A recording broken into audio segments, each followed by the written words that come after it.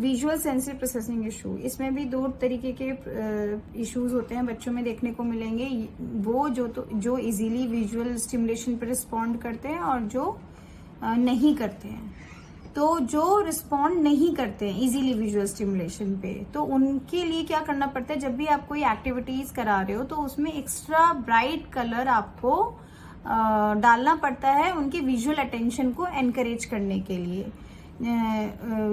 जैसे कि आप कोई बॉल उनको दिखाना चाहते हो, या आप चाहते हो वो किसी कोई भी एक्टिविटी करें, आप विजुअल ट्रैकिंग एक्टिविटी करा रहे हो तो वो एक्टिविटी करें, उस एरो को देखें, उस लाइन को देखें, तो वो जो लाइन है वो बोल्ड होनी चाहिए, काफी बोल्ड कलर में होनी चाहिए। या आप कोई बॉल वो चाहते हैं कि वॉच करें तो उसमें लाइट होना चाहिए या उसमें साउंड होना चाहिए जिससे कि वो उस बॉल को देखें। आप ड्रम यूज कर सकते हो ब्राइट लाइट और साउंड के लिए। आप जैसे सेंसरी इंटीग्रेशन रूम में डिफरेंट लाइट यूज कर सकते हो। तो इस तरीके से आप उनको विजुअल अटेंशन लेना है आप, जिससे कि आप उनको एक्टिविटी करा सको। इसी तरीके से वो भी बच्चे होते हैं जो अराउज्ड हो जाते हैं, बहुत जल्दी डिस्ट्रैक्ट हो जाते हैं। कोई भी जैसे कि आपने बिंदी भी लगा रखी है, लिपस्टिक लगा रखी है, तो उससे बहुत जल्दी डिस्ट्रैक्ट हो जाएंगे। तो उस केस में क्या करना है, उस केस में या तो आप उनको एक्सपोजर टेक्निक हम यूज कर सकते हैं। आप उसको धीरे धीरे ग्रेजुअली इन चीजों की एक्सपोजर आप दोगे, मतलब आप लिपस्टिक या बिंदी लगाना नहीं छोड़ोगे, आप लगाओगे और फिर धीरे धीरे उसको उस चीज की एक्सपोजर दोगे, उसको उसमें आप उसी पोज में उसी लिपस्टिक और बिंदी लगा के आप उसको डिफरेंट एक्टिविटीज कराओगे। जैसे कि आप दिन में 3 या 4 बार एक्टिविटीज कराते हो तो एक बार आप इस तरीके से एक्सपोजर दोगे, फिर उसके बाद धीरे धीरे इसका आप टाइम ड्यूरेशन बढ़ा दोगे। आप जब भी बच्चों को, ऐसे बच्चे जो बहुत जल्दी डिस्ट्रैक्ट हो जाते हैं, उसके लिए आप क्या कर सकते हो कि आप ट्रेसिंग के लिए, जैसे नंबर और लेटर्स की आप ट्रेसिंग करा रहे हो तो डिफरेंट मीडियम से आप यूज कर सकते हो, जैसे कि sand, shaving foam, sensory bin, salt ray. और जब भी, या फिर आप ट्रेस कराओगे, अगर पेपर पे कराओगे तो बोल्ड कलर से आपको ट्रेस कराने हैं उन बच्चों को। या फिर आप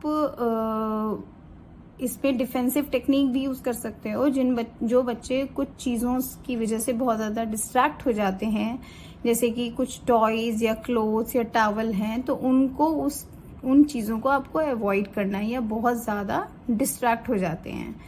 जैसे कि आप बहुत पैटर्न वॉल ना यूज करके बिल्कुल बोल्ड या सॉलिड कलर आपको लेना है वॉलपेपर के लिए या रग्स के लिए। तो इस तरीके से पहले आपको देखना है कि बच्चों को किस तरीके की प्रॉब्लम हो रही है विजुअली, मतलब वो एक्स्ट्रा कलर्स या पैटर्न या डिजाइन की वजह से डिस्ट्रैक्टिंग हो रहा है उनको, या वो बिल्कुल स्टिमुलेट हो ही नहीं पा रहे हैं। तो इस वजह से जब वो उनका एक्स्ट्रा अटेंशन लेने के लिए आपको कलर यूज करना है। और अगर ये है कि वो बहुत ज्यादा डिजाइन की वजह से विजुअल क्लटर हो रहा है, मतलब उनको डिस्ट्रैक्टिंग हो रहा है, तो उसको आप अवॉइड करोगे। या फिर कुछ केसेस में आप एक्सपोजर टेक्निक भी यूज करोगे।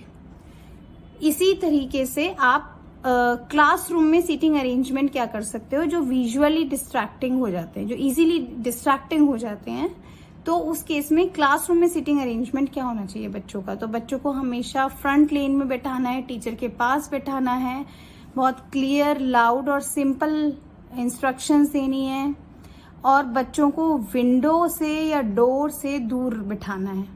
तो इस तरीके से उनका जो विजुअल स्टिमुलेशन है वो लिमिटेड हो जाएगा।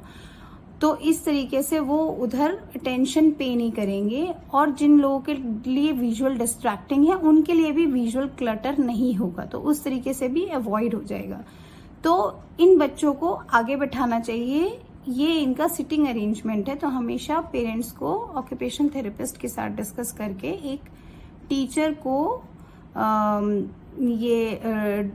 के साथ डिस्कस करना चाहिए कि ऐसे बच्चों के लिए आप अरेंजमेंट कैसे कर सकते हो। तो ये बच्चों के लिए स्टडीइंग में और वो अपने लर्निंग पे फोकस कैसे कर सकते हैं, तो इस तरीके से वो आसानी से अपने लर्निंग पे फोकस कर पाएंगे।